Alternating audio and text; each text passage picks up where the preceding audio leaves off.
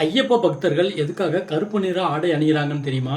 இன்னைக்கு ஒரு குட்டி பாப்பா ஐயப்பா சாமிக்கு மாலை போட்டுட்டு கோவில்ல உட்காந்து அழகா பிரசாதம் சாப்பிட்டுக்கிட்டு இருந்தாங்க. இந்த பாப்பா இதுக்காக கருப்பு கலர்ல ட்ரெஸ் போட்டிருக்காங்க. ஐயப்ப பக்தர்கள் சனி பகவானுக்காக தான் இந்த கருப்பு நிறத்துல ஆடை போடுறாங்க. கர்ம வினைப்படி மனுஷங்களா இருக்கிற எல்லாருக்குமே நல்லது கெட்டது எல்லாமே நடக்கும். அந்த கஷ்டமான விஷயங்களை நமக்கு நடத்துறதுல ஒருத்தர் தான் சனி பகவான். சனி பகவான் ஐயப்ப பக்தர் ஒருத்தரை பிடிக்க போகும்போது ஐயப்பன் முறையிடுறாரு சனி பகவான் கிட்ட, என்னோட பக்தரை நீங்க எதுவுமே பண்ணக்கூடாது, அவனுக்கு அதுக்கு இணையா நான் வேற ஒரு கஷ்டத்தை நான் கொடுக்குறேன் அப்படிங்கிற மாதிரி சொல்லி, அதுபோக உங்களுக்கு பிடிச்ச அதே கருப்பு நிற ஆடையை என் பக்தர் அணிஞ்சு வருவாங்க, அதனால அவங்கள நீங்க எதுவுமே பண்ணக்கூடாது அப்படிங்கிற மாதிரி சொல்லி வாக்குறுதி கொடுத்துருப்பாங்க.